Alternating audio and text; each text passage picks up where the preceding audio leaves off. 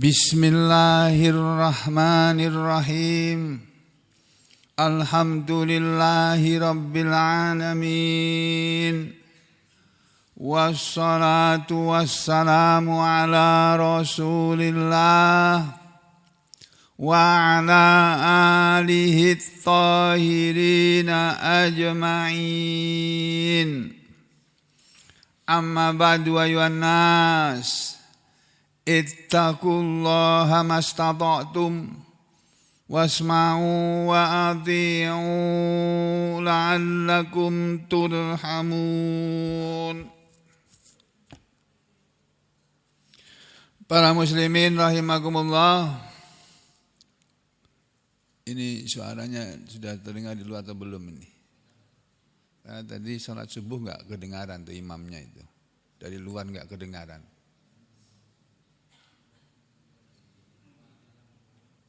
Bacaannya imam tidak terdengar. Masuk ke sini baru kedengaran.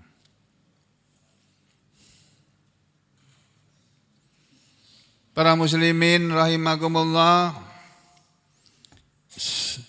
Pada pagi hari ini saya belum menyampaikan pelajaran yang dulu selalu kita jalani, yaitu pelajaran tafsir Al-Quran, Al-Quran beserta tafsirnya.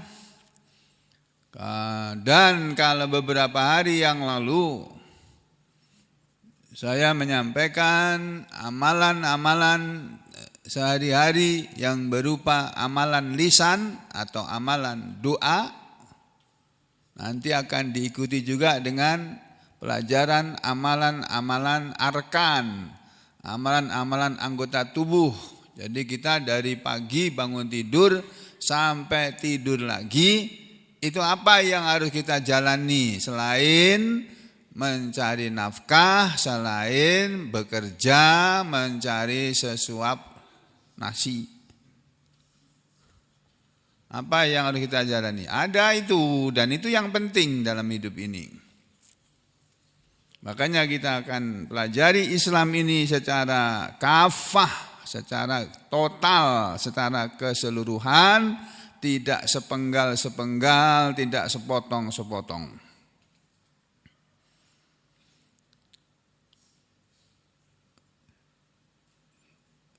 Saya ingin menyampaikan sebuah tulisan Imam Al-Bukhari. Karya Imam Al-Bukhari selain karya beliau yang terbesar, yaitu kitab As-Sahihul Bukhari. Beliau juga menulis sebuah kitab yang terkenal yang judulnya ini Al-Adabul Mufrad. Kalau diterjemahkan ini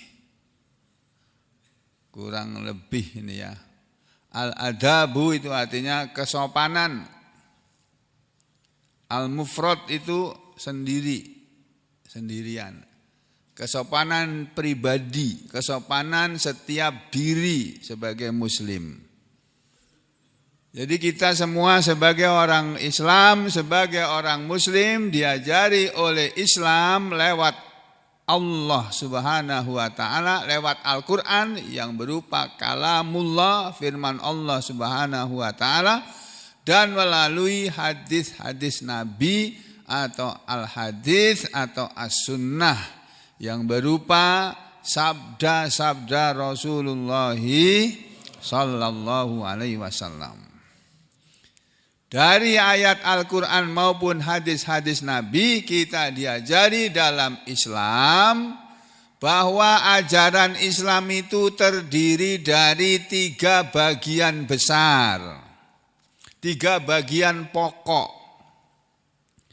Ajaran Islam, pokok ajaran Islam yang pertama adalah akidah, al-akidah. Akidah itu pelajaran yang paling pokok, yang paling penting. Ini ada sebuah buku yang ditulis oleh ulama masa kini. Judulnya Minhajul Muslim. Manhaj seorang muslim. Manhaj itu apa ya? Pola hidup.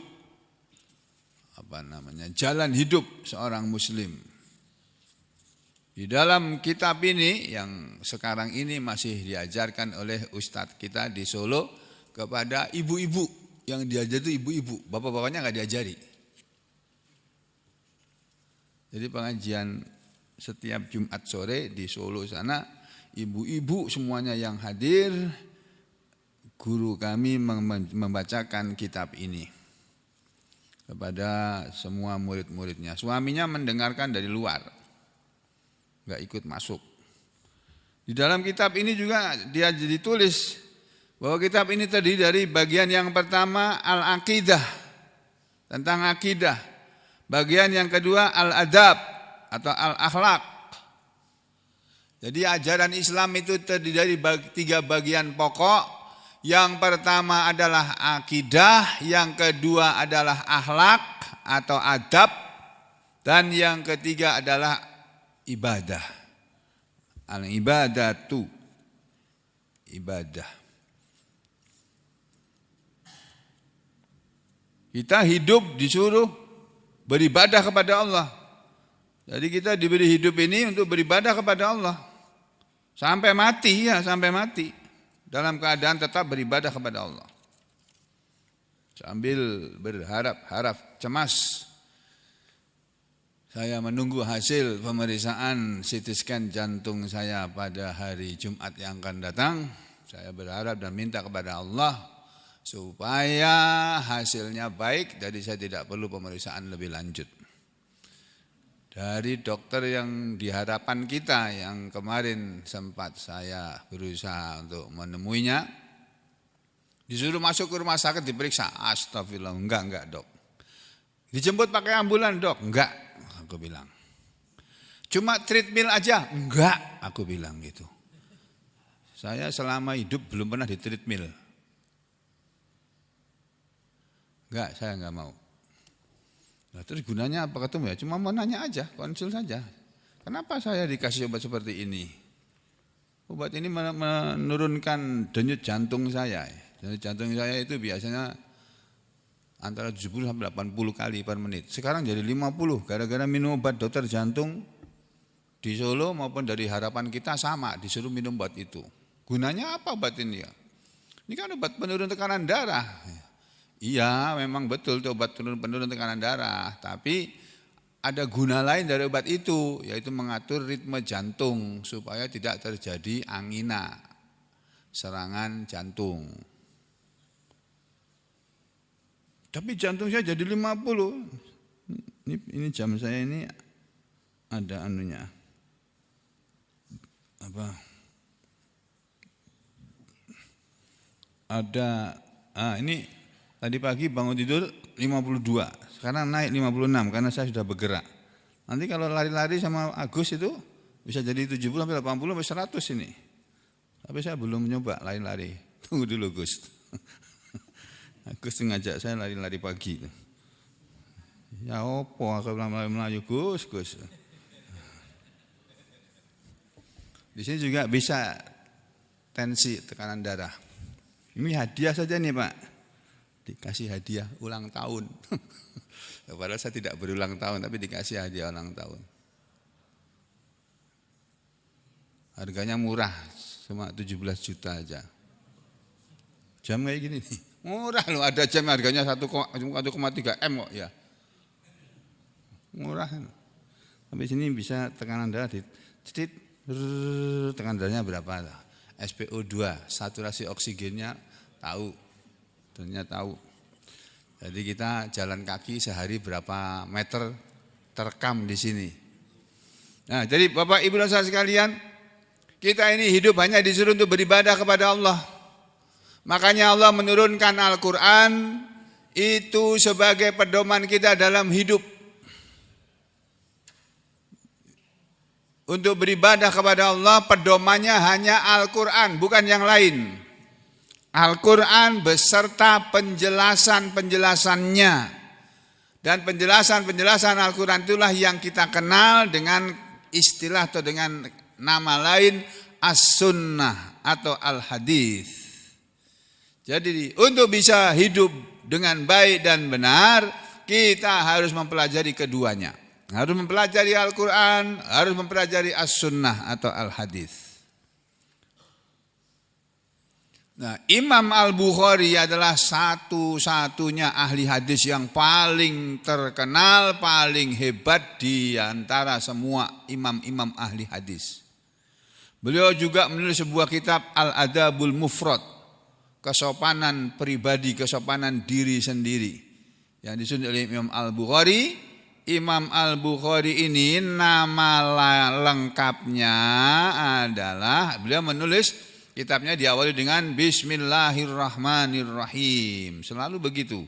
Para penulis-penulis buku itu selalu menulis buku diawali dengan Bismillahirrahmanirrahim. Ini judulnya Al-Adabul Mufrad. Ya, kesopanan diri sendiri, kesopanan pribadi lil Imam Al-Hafidh, kepunyaan Imam Al-Hafidh. Ya, ini gelaran untuk orang yang hafal Al-Quran dan hafal ribuan hadis. Muhammad bin Ismail Al-Bukhari. Jadi Muhammad bin Ismail, nama Bukhari itu Muhammad bin Ismail Al-Bukhari. Orang Bukhara sana, orang berasal dari kampung atau negeri Bukhara yang termasuk wilayah Rusia sekarang ini. Yang beliau wafatnya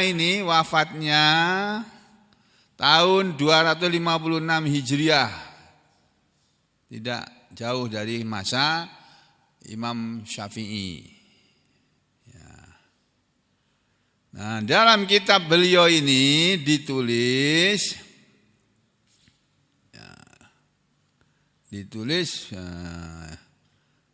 sebagai berikut.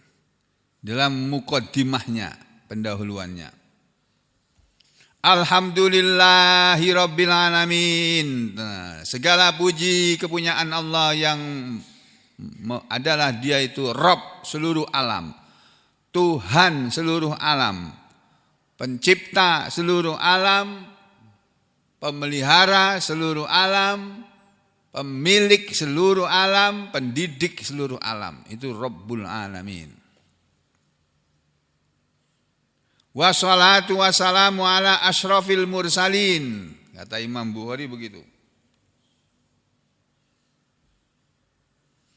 Wassalatu wassalam, semoga salawat dan salam ala menimpa kepada, selalu dicurahkan oleh Allah kepada asyrafil mursalin, yang paling mulia di antara para rasul-rasul.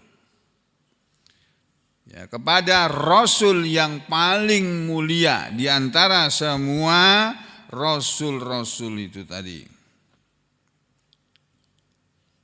Yang Rasul yang paling mulia tadi adalah Nabi Muhammad sallallahu alaihi wa alihi wasallam. Al-Mursalu, yang Rasul itu adalah seseorang yang diutus. Al-Mursal, orang yang diutus rahmatan lil alamin, sebagai pembawa rahmat bagi seluruh alam.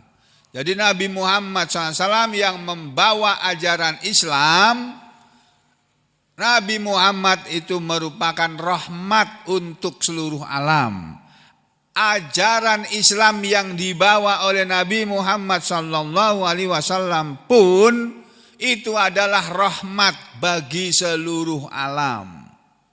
Seharusnya orang Islam tidak bikin rusak di alam semesta ini.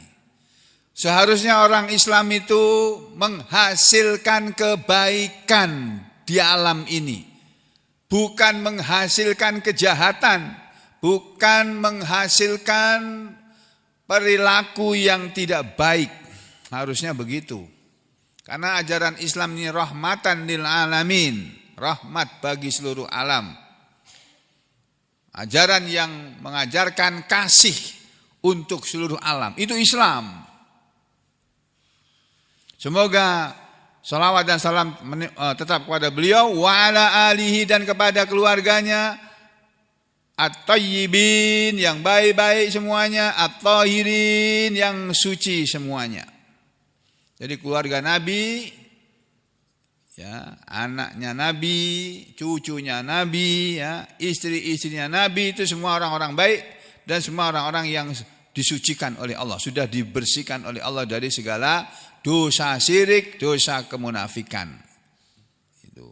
Wala sahbihi, dan juga menimpa kepada para sahabatnya, ya, dan semoga salawat dan salam mengenai juga kepada sahabat beliau di seluruh masa ini, wasallama taslima, dan juga salam dari Allah, ya, dengan sebenar-benar salam. Lalu dikatakan oleh Imam Al-Bukhari setelah membuka kitab ini dengan mukadimahnya, beliau mengatakan, wa ba'du, dan adapun sesudah itu, fa inna, maka sesungguhnya ilmas sunnatin nabawiyah, ilmu tentang sunnah kenabian, min a'zamil maklumi qadran, dia merupakan ilmu termasuk yang paling agung di antara semua ilmu yang paling mulia di antara semua ilmu. Jadi ilmu yang paling, ya, termasuk ilmu yang paling agung adalah ilmu tentang kenabian, ilmu tentang bagaimana sepak terjang Nabi, perilaku Nabi Muhammad SAW, atau hadis-hadis Nabi. Makanya Nabi mengatakan al ilmu salasah, ilmu itu cuma 3. Yang pertama ayatun muhkamatun, ayat-ayat Al-Quran yang muhkamat. Yang kedua sunnatun qaimah, dan sunnah yang tegak, sunnah yang diamalkan, hadis yang diamalkan. Wa faridatun adilah, dan ilmu cara membagi harta warisan yang adil.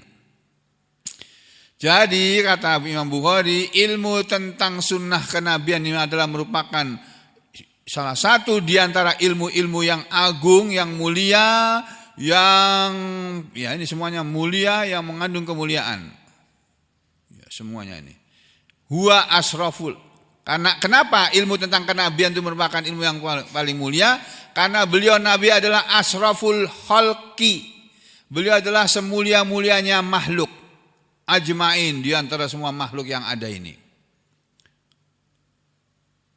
Wa sayyidu waladi Adam sallallahu alaihi wasallam, dan Nabi kita adalah akan menjadi tuan, akan menjadi pemimpin keturunan Adam, keturunan Nabi Adam sallallahu alaihi wasallam. Nah, lalu beliau menulis kitab ini tadi. Nah, di dalam kitab ini saudara, nanti kalau kita baca satu persatu ini kelamaan Pak, karena saudara tidak semuanya bisa menangkap pelajaran dari bahasa Arab. Kita ambil intisarinya. Jadi di dalam kitab ini saudara, di dalam mukaddimahnya dikatakan bahwa agama Islam adalah agama yang sempurna, gak ada cacatnya, gak ada celahnya. Dan itu dinyatakan oleh Allah di dalam surat yang kita semua sudah hafal. Banyak di antara kita orang Islam sudah hafal. Mana ini? Ya, ini. Ini kalau saudara kepingin tahu bahwa agama Islam adalah agama yang sudah sempurna. Jadi tidak perlu ditambah-tambahin lagi, sudah. Enggak perlu dirubah, enggak perlu diamandemen. Islam adalah agama yang sudah sempurna, dinyatakan oleh Allah dalam surat Ali Imran di ayat 19 dan juga nanti di surat Al-Maidah. Di surat Ali Imran surat yang ketiga ayat 19 Allah Subhanahu wa taala berfirman, A'udzu billahi minasy syaithanir rajim. Innad dina 'indallahil Islam. Wa makhtalafal ladzina utul kitaba illa min ba'di ma ja'ahumul ilm. Al-ayah. Yang penting di sini nih. Innad dina, sesungguhnya agama itu indallah, di hadapan Allah, adalah al-Islam, agama Islam. Jadi Allah sendiri yang bilang, Allah sendiri yang berfirman bahwa agama itu di hadapan Allah, ya Islam itu. Kalau yang selain Islam, oleh manusia dikatakan juga agama. Ada manusia yang beragama selain Islam. Ya sudah, terserah saja. Biarkan aja manusia memilih agama apa yang dia mau, apa yang dia suka. Dan biarkan juga manusia tidak mau beragama seperti orang-orang ateis. Sampai hari ini kan masih banyak orang ateis, nggak percaya adanya Tuhan. Biarin aja. Tapi kita orang Islam, dia beritahu oleh Allah bahwa agama itu Islam. Itu satu. Lalu di surat Al-Maidah, ini berikutnya dalam mukadimahnya, Imam Al-Bukhari mengutip surat Al-Maidah ayat 3. Nih. Oh, ayat 3.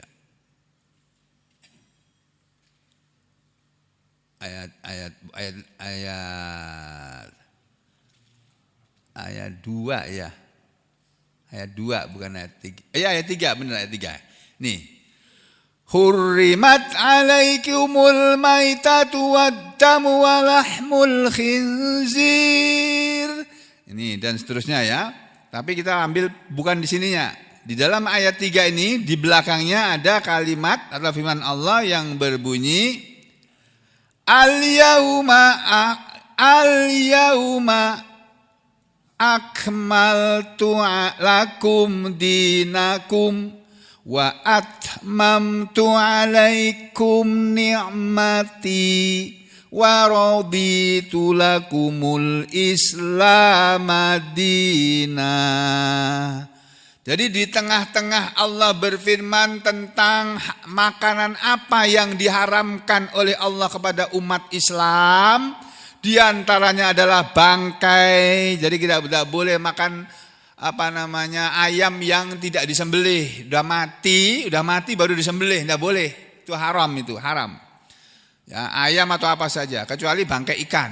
Kalau bangkai ikan itu boleh. Bangkai belalang juga boleh kalau doyan belalang.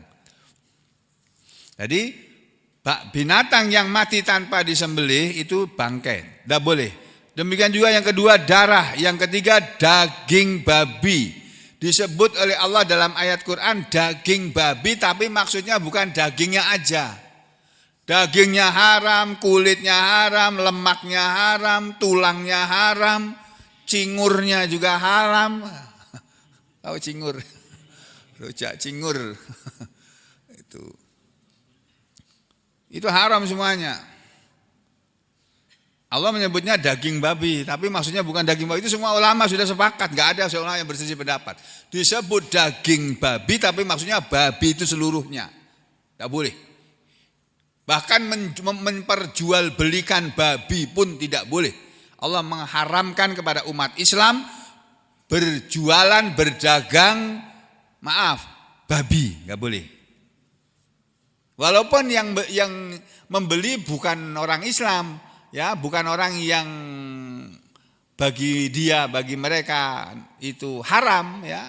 Walaupun yang makan bukan kamu, bukan kita, nggak boleh. Menjualnya nggak boleh, memeliharanya juga nggak boleh, gitu. Ini saudara harus tahu yang begini ini sudah dipahami semua ulama. Di tengah-tengah Allah menceritakan apa saja yang diharamkan dimakan, lalu Allah berfirman, Al-yauma akmaltu lakum dinakum. Al-yauma pada hari ini pada hari haji wada.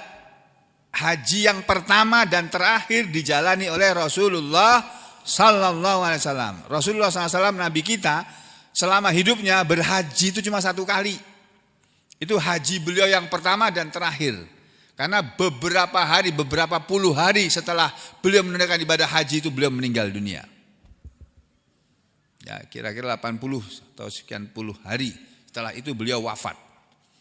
Di dalam beliau menunaikan ibadah haji ketika sedang khutbah di Arafah itulah turun ayat ini. Al-yauma, ini ayat yang terakhir turun dari sini ini segini aja nih turunnya ini. Ini. Yang tadi enggak termasuk yang tadi itu. Penggalan ayat ini aja yang turun terakhir. Seperti ayat yang pertama kali turun itu kan cuma 5 ayat aja.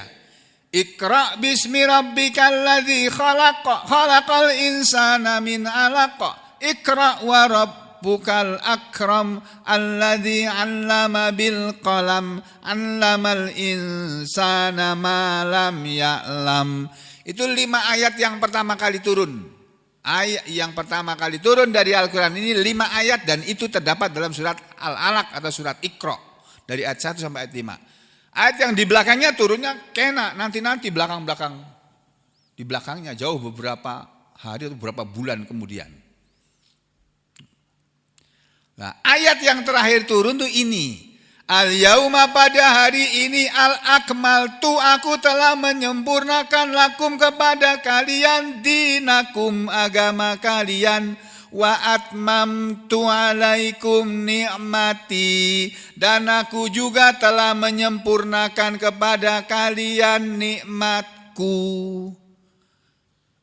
waraditu dan aku telah ridho lakum bagi kalian al-islama Islam itu dinan sebagai agama kalian. Jadi maksud ayat ini, dalam ayat ini Allah menyampaikan, menerangkan bahwa pada hari ini, yakni pada hari ayat ini, ayat Al-Quran ini turun, Allah menyatakan bahwa pada hari ini aku sudah menyempurnakan untuk kalian agama kalian. Jadi agama Islam ini sudah sempurna. Gak perlu tambahan, gak perlu. Terus yang kedua, Allah menyatakan aku sudah menyempurnakan juga nikmatku kepada kalian. Saudara, orang boleh saja dia kaya raya dengan harta ratusan atau ribuan triliun dia miliki. Tapi kalau dia tidak punya agama yang namanya Islam, kalau dia tidak punya Islam, percuma kekayaan itu, gak ada gunanya buat dia di akhirat nanti. Kalau di dunia ini ada gunanya orang kaya raya. Tapi di akhirat tidak ada gunanya itu. Kekayaan manusia itu enggak ada. Jadi nikmat Allah yang sempurna itu adalah agama. Kekayaan itu termasuk nikmat Allah. Jabatan termasuk nikmat Allah. Tapi kalau saudara punya jabatan setinggi apapun sudah, paling tinggi, punya kekayaan sebesar apapun, sebanyak apapun, tapi kalau tidak ada Islam dalam hati saudara dan hidup saudara tidak diisi dengan ajaran Islam, itu semuanya nanti akan menjadi penyesalan di hari kiamat, di hari akhirat nanti. Padahal kita ini pelan-pelan tapi pasti sedang menuju akhirat ini. Kita sedang menuju akhirat tanpa disadari atau dengan disadari. Hari demi hari kita sedang menuju ke sana ini. Yakin atau tidak yakin, percaya atau tidak percaya, itu yang terjadi. Dan nanti kalau di akhirat banyak orang menyesal. Kenapa aku dulu tidak beramal soleh? Kenapa aku dulu tidak beriman? Itu banyak ayat Quran kan itu. Kenapa aku dulu tidak sedekah, tidak sedekah? Padahal aku bisa sedekah. Kenapa aku tidak ngaji, padahal aku bisa ngaji? Menyesal nanti semua orang itu di akhirat. Jadi aku telah menyempurnakan nikmatku kepada kalian dan aku telah ridho Islam sebagai agama kalian. Jadi Allah baru ridho kepada orang, kepada manusia kalau dia berpegang kepada agama yang bernama Al-Islam. Nah, kalau nggak mau ya nggak apa-apa, Allah kan nggak maksa orang. Kan ada ayat juga dalam ayat lain, surat Al-Baqarah itu. Ada ayat yang berbunyi, La ikraha fiddin. Tidak ada paksaan dalam agama. Tidak ada paksaan dalam memeluk agama. Silakan orang mau beragama apa aja terserah. Allah memberi kemerdekaan kepada manusia untuk memilih agama apa yang dia mau. Tapi ketahuilah kata Allah, Inna dina indallahil Islam. Agama di hadapan Allah adalah Islam. Nabi Isa Al-Masih menurut Al-Quran, menurut Allah dalam Al-Quran, itu orang Muslim itu Nabi Isa Al-Masih itu. Nanti baca ayatnya, surat Al-Imran ada, surat Al-Ma'idah ada, surat An-Nisa ada. Nabi Yakub, Nabi Ishak, Nabi Ismail, itu muslim semua itu. Nabi Musa, muslim itu. Ada dalam Al-Quran itu ayatnya. Ya, jadi begitu saudara sekalian, Islam itu agama yang sempurna. Oleh karena itu kita nggak usah nambah-nambahin. Ya, apa yang diajarkan oleh Rasulullah SAW itulah yang harusnya kita jalani. Lalu apa yang kita harus jalani? Setelah kita meyakini, ini ayat berbicara tentang akidah. Akidah itu keyakinan. Jadi keyakinan orang Muslim yang namanya agama ya Islam. Kalau keyakinan orang saudara kita yang Kristiani sana, agama Kristen itu yang benar, yang agama ya Kristen itu. Bagi saudara kita beragama Buddha yang kemarin merayakan hari rayanya, ya mereka mengatakan Buddha itu agama yang paling baik. Ya biarin aja, memang semua orang seperti itu. Nanti di hari kiamat Allah akan memutuskan. Yang mana sih yang benar? Kok semua orang mengaku agama yang paling baik agamanya dia. Nanti innallaha yafsilu bainahum yaumal qiyamati fima kanu fihi yakhtalifun. Sesungguhnya Allah nanti hari kiamat akan memutuskan kepada semua manusia dia tentang apa yang mereka perselisihkan dalam hidup ini, termasuk perselisihan dalam soal agama. Akan dikasih tahu yang benar yang mana. Nah, gitu ya. Padahal Allah sudah ngasih tahu sebetulnya, sudah ngasih kisi-kisi gitu kalau pelajaran, sudah mengasih kunci jawaban lewat Al-Quran ini. Tapi manusia nggak percaya ya sudah. Nah, terus setelah kita berakidah dengan akidah Islam, kita juga harus menjalani Islam dalam hidup ini dengan beribadah. Ibadahnya orang Islam yang kita tahu, yang kita semua sudah tahu adalah sholat, ya, kemudian membayar zakat, kemudian berpuasa Ramadan, kemudian menunaikan ibadah haji seperti yang sekarang ini banyak orang Indonesia di seluruh dunia, bahkan orang Islam dari Indonesia dan dari segala penjuru dunia, mereka sedang berbondong-bondong menuju Mekah untuk menunaikan ibadah haji. Itu ibadah pokok. Nah, ibadah-ibadah yang lainnya termasuk mempelajari Al-Quran, mempelajari As-Sunnah, itu termasuk bagian dari ibadah juga. Ya, jadi setelah kita berakidah Islam, kemudian menjalani ibadah dengan ibadah secara Islam, lalu yang ketiga kita harus beradab. Kita menjadi orang harus menjadi orang yang beradab. Itu asalnya beradab dalam bahasa Arab. Tapi orang Indonesia tidak bisa bilang adab, bisanya beradab itu. Kemanusiaan yang adil dan beradab. Itu pedoman hidup dalam bernegara bagi rakyat negara kesatuan Republik Indonesia itu, selain ketuhanan yang Maha Esa, kemanusiaan yang adil dan beradab. Itu apa yang ditulis dalam Pancasila itu sudah sebelum itu ada, kita sudah diajar oleh Allah bahwa kita hidup itu punya satu Tuhan. Tuhan kita itu cuma satu, namanya Allah. Tuh. Terus kita disuruh oleh Allah untuk menjadi manusia yang adil dan beradab. Adil dan beradab. Itu ada ajaran Islam itu. Kepada anak-anak kita harus adil. Kalau anak yang nomor satu dibelikan rumah, nomor 2 juga dibelikan rumah, nomor 3 juga dibelikan rumah. Kalau punya 5 anak, 1 dibelikan mobil, semuanya dibelikan mobil. Kalau nggak bisa belikan semuanya, nggak usah dibelikan semuanya. Beli 1 aja dipakai tuh bareng. Gitu. Ya, itu ajaran kita diajari oleh Islam untuk bersikap adil. Yang ketiga kita harus beradab, punya kesopanan, punya tata krama. Toto kromo kalau bahasa Jawanya, tata krama kalau bahasa Indonesianya. Nah, itulah yang dalam Al-Quran juga disebut oleh Allah. Di surat yang turun nomor 2 sesudah surat Iqra adalah surat nomor 68 yang kita banyak juga yang sudah hafal. Di surat 68 surat Al-Qalam itu Allah Subhanahu wa taala berfirman di ayat yang keempat, wa innaka la'ala khuluqin azim. Dan sesungguhnya engkau wahai Rasulullah la'ala sungguh di atas, sungguh berada pada khuluqin azim, akhlak-akhlak yang agung. Jadi Nabi Muhammad SAW dipuji oleh Allah. Muhammad, engkau itu orang yang berada di dalam akhlak yang agung. Akhlakmu adalah akhlak yang paling mulia. Itu Nabi Muhammad SAW. Lah kita umatnya bagaimana? Ya kita harus meniru. Menjadi orang yang berakhlak yang agung, berakhlak yang mulia.